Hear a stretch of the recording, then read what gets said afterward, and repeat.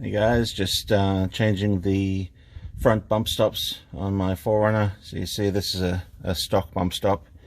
I had a look at what tools I had available. I had this pipe wrench and it is not big enough to fit around the top or the like hex shape of this thing. You see it's obviously they use some kind of tool at the factory. It's like a giant hex. But I had these adjustable pliers and I was able to fit it around here and get it loose. So now that it's loose, I'm just working this out. I can probably get to it. My car has like no rust or anything, but I can feel some tension on the top of the stud that's in here, the stud that's attached to this thing. So you would actually go through here to spray some cleaning stuff or penetrant lube to get this out easier. I'm just going to see how it goes. And the car's still on the ground. I just turned the tires. This is the passenger side. I just turned the tire all the way in and see if I can do this on the ground without having to use a jack. Alright, so that worked. I was able to easily use that tool just to get this out. You see this is the factory bump stop. It has the stud attached to it. Once again, mine's a 2014. You can see there's like no corrosion really. A little bit of surface rust on the top of this cup here, but I really don't bottom out hardly at all. But the Timbrens are definitely going to absorb it a lot better. This thing is super hard. Of course, there's not a lot of room between the bump stop and the control arm, but the new bump stops are a little bit thicker. I'll put this side by side here in a minute.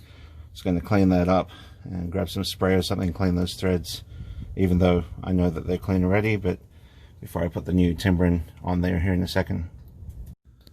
Just comparing the new Timbren bump stop to the old one. You see the old one is metal from halfway all the way to the top where the stud is, and it's solid. It's like, I guess, adhered to this metal.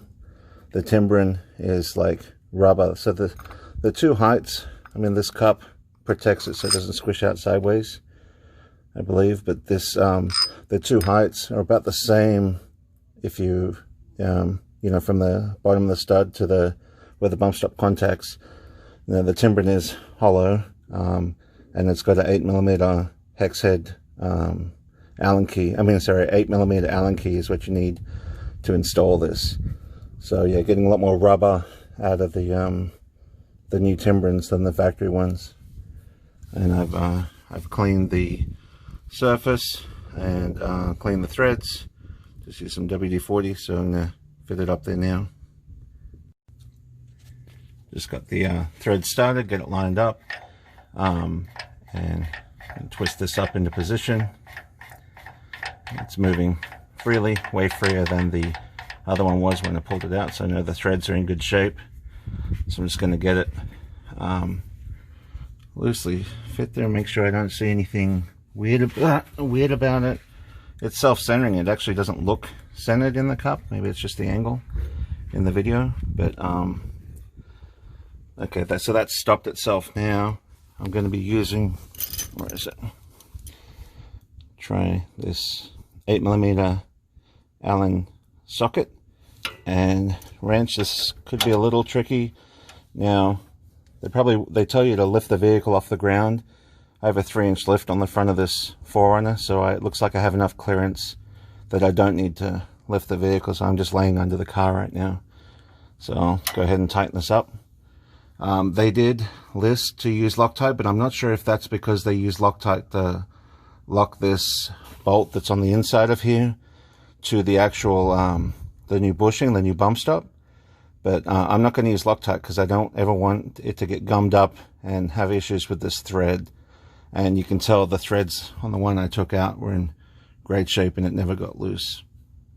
Something else I should point out is that the Timbrens came with a nut on the end of the stud, or the bolt that's inside this bump stop.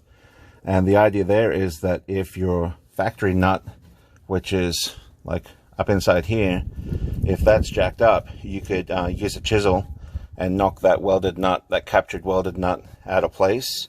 And man, it would not be fun to have to put this in there and hold it in position. but probably they did that just in case someone has a strip nut. But so this is the same thread as factory, and it would go up on the inside here if your factory captured nut that's welded to this piece, to this whole mount, was in bad shape.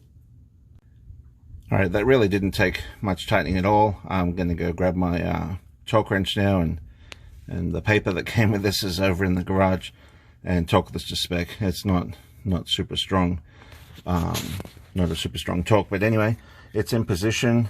Definitely got a little bit of pliability in this new rubber bump stop than the factory ones. You can see the clearance. It's kind of hard to tell. The clearance from the bump stop to my lower control arm is about 2.5 finger widths. Very similar to the same as original, but definitely when this makes contact, it's got a lot more rubber, a lot more flex and give to absorb the bottoming out better than stock. So I will torque this one and then go to the other side and do it. It's exactly the same as this, so I don't expect to have to do anything else. Thank you for watching. So just a quick little add-on. I use my trusty cheap calipers just to see what the thickness difference was. This is about 45 millimeters from the base to the bottom of the stud, and the Timbren with the metal cup is 50 millimeters. So it's only about 5 millimeters longer in that thickness there. So yeah, you can tell, like when I was under the car, they seemed like they're almost the same thickness, and they really are 5 mils. Not quite a 1/4 of an inch difference, but there you go. I had a little unforeseen thing. So the car hadn't moved. I just turned the steering wheel to the other side to get access to this driver's side.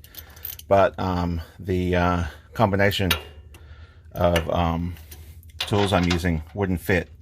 The bump stop was closer to the lower control arm on this side. So I just used the jack to lift the vehicle up a little bit. The tire's still on the ground, of course, just to gain some space right here between the bump stop and the lower control arm. Now this is most likely because I'm on a sloped driveway. Well, very lightly sloped, but KDSS is so weird. It's probably pulled this side down because this side has the piston on it. And I've actually got, the car looks like it's leaning on this side when I'm parked in this driveway until I drive down the street. So anyway, I just put the jack on the cross member there, gain a little bit of height, and now I'll be able to tighten this up and finish this off.